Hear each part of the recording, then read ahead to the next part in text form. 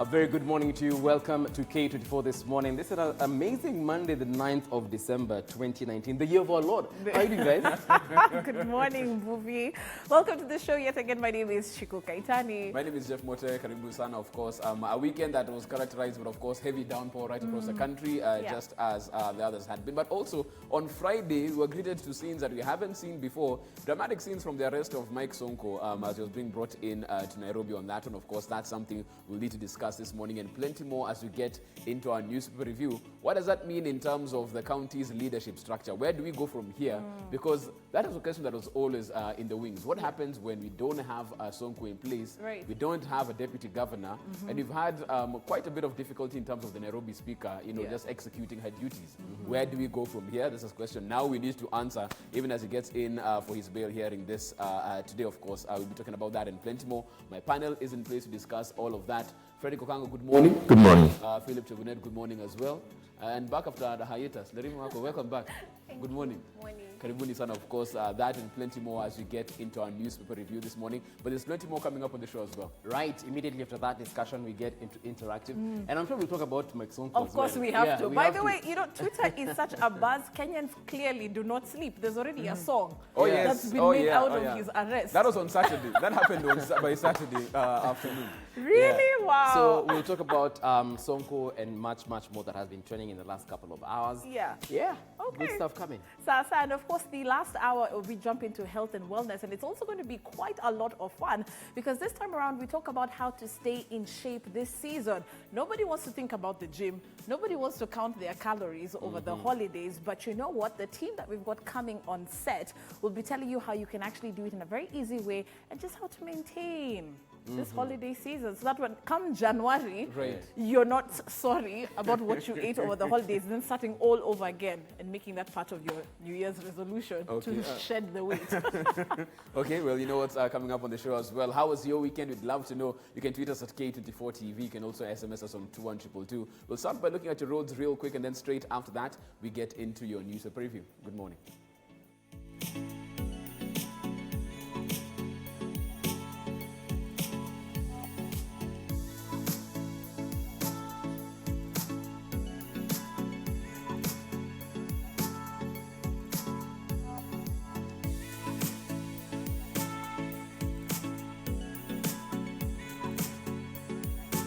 And now it's time for us to go just straight into the stories of the day. Look at the big stories as you get up and get ready for Monday and, of course, the week as well. We look at the front pages of each of the dailies and then look at the big stories of the day. Start off with the front page of your People Daily. Shock of wealthy messenger with 700 million shillings in bank.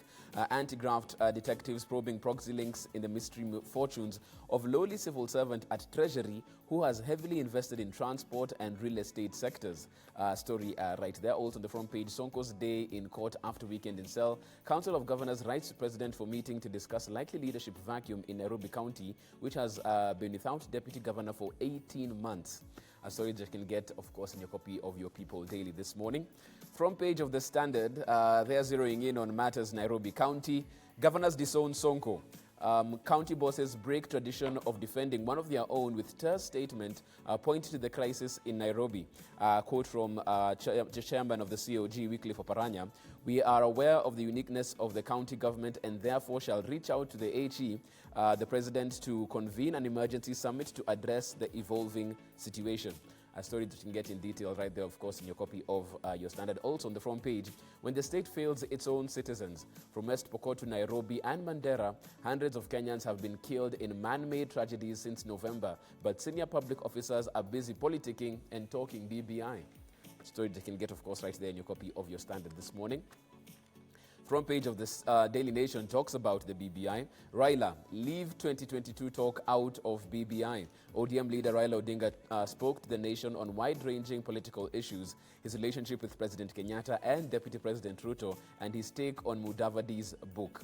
The details of that, of course, can be found in your copy of your Daily Nation this morning in that exclusive interview with the Daily Nation. Front page of the Star. Why Uhuru yet to name new Auditor General? State House believed to have reservations about names. MPs went on recess before receiving the nominees' name therein. That's a story that you can get in your copy of the Star right there. And then on the front page of the Business Daily, carried to attach tax cheats, salaries, seize properties as well. Taxman seeking to recover 20 billion shillings through assets and income seizure. This, of course, coming from the KRA as they try to bridge that revenue gap that they have. And that's the front page of the Business Daily. So there's lots for us to talk about this morning. We'll start off with the front page of the PD. Shock of wealthy messenger with 700 million shillings in bank. I'll start off with Uni Reema on this one, because this isn't the first time we've seen such a story. There's a time we had a certain receptionist who apparently had top of the range SUVs, properties in Kitangela, had a chopper as well.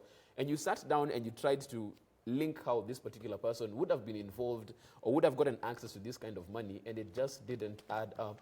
There's someone else who should be brought to book because of what you're seeing right now, Nerima? I believe so, but there's also a documentary that was done by African Censored called Stella's Web, where it had similarities in the instance where a person is used as a middleman. So there are individuals who are within government involved in these corruption cartels. And it goes back to the fact that, one, we're working without even having an auditor general. We're talking about lack of accountability. Even so, as much as we're seeing the razzmatazz of high-level officials being arrested for a few days, we still do not have convictions when it comes to the cases of corruption. Right. And it's concerning because we are very fully aware that this individual is not necessarily the big fish. It's somebody who's in the middle being used, and that means there's somebody else behind it with a lot more money that we should be concerned about, and it's taxpayers' money belonging to the public. Right. Philip, because that's the same thing people are wondering, are we following the smoke instead of the fire? There's a lot of noise made when you heard about that receptionist who was making all of this money, having all of these properties, and you never kind of followed that paper trail and money trail to see who actually was getting this money. Are we risking the same fate here, looking at this particular messenger having 700 million shillings and not following it up to find out really who's behind all of this and making this possible? I think in Kenya, the word messenger, I think, is going too far, because we've been hearing words such as broker, I don't know, dealer, and such kind of headlines. We are used to these headlines: shock, breaking news. I don't know, a saloonist arrested, I don't know, a governor arrested. And it really comes up in a way that you think Kenya will be at a standstill.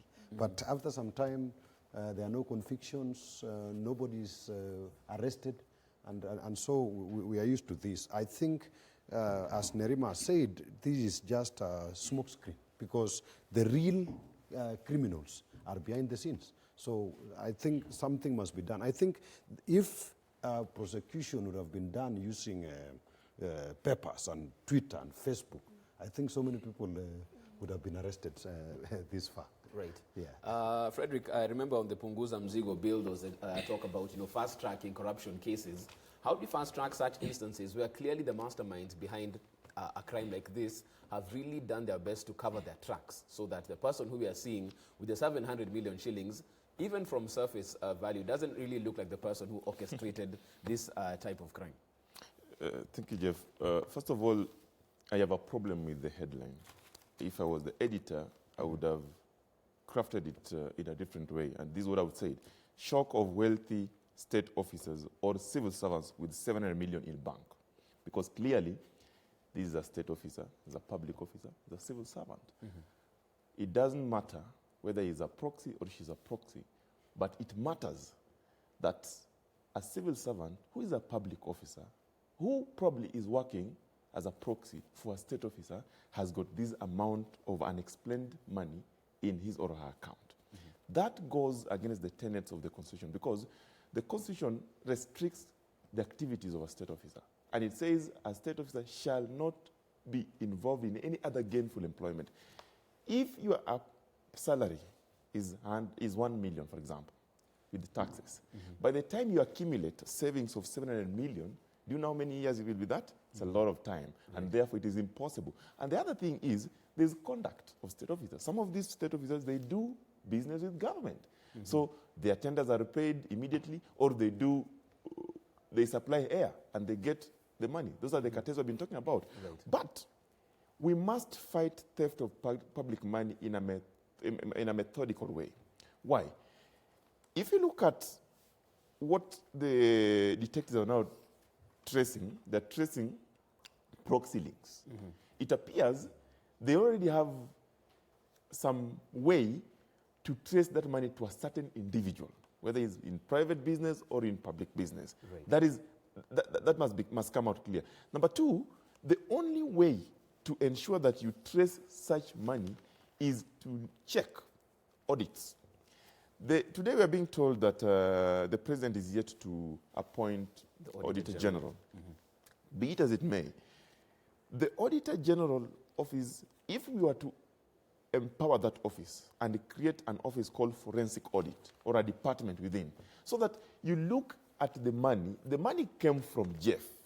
Jeff's computer released the money, it went to Nerima, then it came to Okango, it left Okango, then went to George somewhere. You become methodical in finding these issues. Because today, the Auditor General only goes for 8 months, 6 months to do audit and releases a report to Parliament. Then Parliament debates, approves or rejects. You know? Right. But we don't have the forensic department in the Auditor General. At the DCI, we have forensic department that checks crime and so on and so forth. Why don't we do the same in the public funds? Because you see, we say there must be prudent use. Stealing money from the public is not prudent use. Even using that money on projects that are white elephants is not prudent use of money, like we have seen with the Huduma number and the rest, you know, all those things. So for me, I think we now need to trace this money. Not because, let us not use the headline because, you know, the person is a lowly civil servant. No. This person might not be a lowly civil servant, but there must be a state officer involved. Right. So if we continue, you remember they said, I don't know what they call them, they use, there are those forms that, they said, the wealth declaration form. Those forms must now be made public. When you join civil service, because civil service is service to the people, then they must be made public. Okango is joining civil service on this date. His accounts read this much. His properties are these. And then now we start monitoring you within those years. There are people who have gone to civil service and made millions in 3 months. Right, right. And of course, it's an issue that we'll be keenly following up to see whether we'll actually follow the paper trail up until the end of that particular issue. And a story that you can get, of course, in your copy of the People Daily this morning. I want to look at the front page of the Standard as well, not even on the front and center story right there, right at the top, and this can be found on page 2 and 3. When the state fails its own citizens, from West Pokot to Nairobi and Mandera, hundreds of Kenyans have been killed in man-made tragedies since November, but senior public officers are busy politicking and talking BBI. A story that you can get, of course, as we turn to page 2 and 3 of your Standard this morning. Of course, government and sport and disasters now claim dozens. This on page 2 of your Standard. On page 3, we have nowhere to call home, say survivors of West Pokot landslide. We look at the reaction on how this happened at West Pokot. Governor Onyangapo saying it took quite a while for food and medical care and assistance to get to the area. Yet, as the headline says, BBI politics was still going on, business as usual, so it seemed as far as the government was concerned. How do we bring our government to closer scrutiny and to be more accountable to such issues? Because this clearly is much more important than any BBI launch. This is definitely more important. Actually, I wrote a column about it last week where I said that we seem to be living in a point where the value for life is not that valuable, where we do not see what our citizens, our people, are going through and feel concerned for them, particularly government, when it comes to providing particular services. When we talk about our constitution being so progressive, it's the very fact that it gives every individual their basic right and needs, and that is housing, and that is access to water, to healthcare, education, employment. Right. So when we look at these certain tragedies, where we're talking about people's homes collapsing, it's housing, when we're thinking about the Big Four agenda and how our president is so keen at having affordable housing, where people feel safe and being able to afford it. Right now we have people who can't afford housing, and even the housing that they can afford is dangerous to live in. When we're talking about food security, again, the Big Four. We're talking about people dying from starvation. And we're now going through flooding. an excess water, but we're not talking about managing the water properly. We're not talking about thinking about the future of even harvesting that water to be able to use it in terms of agriculture, or even encouraging young people to view agriculture as an avenue for resource and opportunity. But it concerns me, and that's why I haven't been even openly talking about the BBI, because I don't think that it's something worth discussing. I believe that there are more issues that are pending right now that are dire, that need our politicians' attention, rather than trying to select positions for 2022. Right. This is life and death, literally. And even as you look at this, Philip, I'll come to you. We had this particular collapse of a building in Tasia on Friday. And this isn't the first time we've seen this happening before. We had a report that came out, I think, 4 or 5 years back, talking about over 60% of buildings in Nairobi not being structurally worthy in terms of residential buildings in low-income areas. A couple of years down the line, here we are, statements will be made, a couple of buildings might be marked for demolition, and then you go back to the status quo. How do we solve this problem once and for all?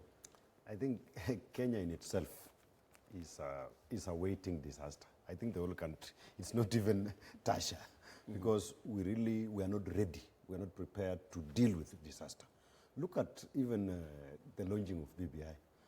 That is the day the president should have been in West Pokot.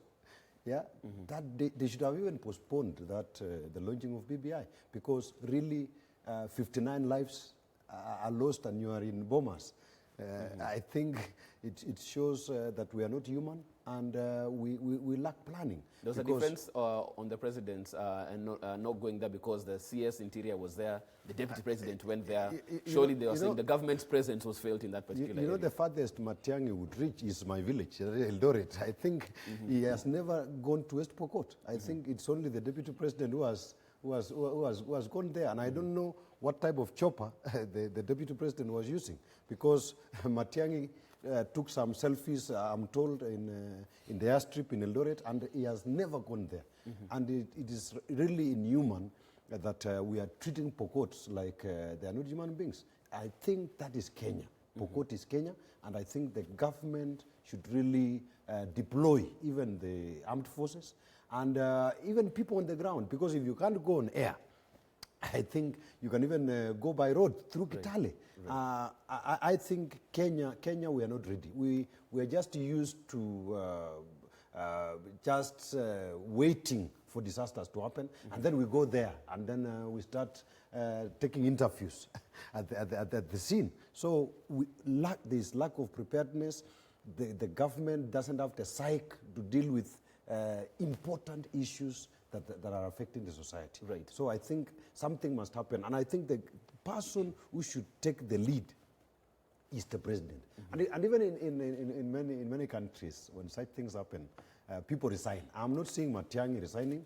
I'm not seeing even these other CSS that are responsible, even for infrastructure, resigning, because lives have been lost. Look at what happened in Likoni, when this lady drowned. The government spokesman was there every day. But when a journalist drowns, a K24 journalist in Cheblodge River, there was no government spokesman. There is nobody to oversee even the retrieval of the body. That we have misplaced priorities in this country. And I think it's high time that we really become serious when dealing with Kenyans. And that's a question, Fred, I'll come to you as well. Where does the buck stop in terms of who should be actually on the ground when this happens? Because even as you talk about having the president go to certain areas, there should be organs, the National Disaster Management Authority, the CS of the day, who should be there. Who's dropping the ball when it comes to what's happening in terms of preventing, first of all, such instances like what you're seeing in Tasia, but also the response once an accident happens? There's what we call authority of the president. The authority of the president is exercised by the president, whether through the cabinet that he has appointed or through other state agencies. And remember, some of these issues are a matter of security concern. They make the country become insecure because the death involved And who is the chairperson of the National Security Council is the president. And therefore, the buck stops with the president. Whether he exercises that power through other departments, other people, but the buck stops with him. But if you look at all this that is happening, this is what I describe as a 3-point crisis. The erratic weathers that has been happening, when it is so dry, we have drought. You saw the other time in Turkana and the northern part of Kenya. When it rains, the floods. The financial crisis, economy is collapsing. Look at how retrenchment is happening all over. Mama Mboga can no longer even get 200 shillings. The inequalities in terms of financial rewards, it is just too bad. And all these are taking Kenyans to depression. Now, what do we need to do? We need to put ourselves together. It's coming at a time when things repeat themselves. The other day, he just mentioned the lady who drowned in Likoni. Do you know that on Saturday in the morning, there was another gentleman who drowned?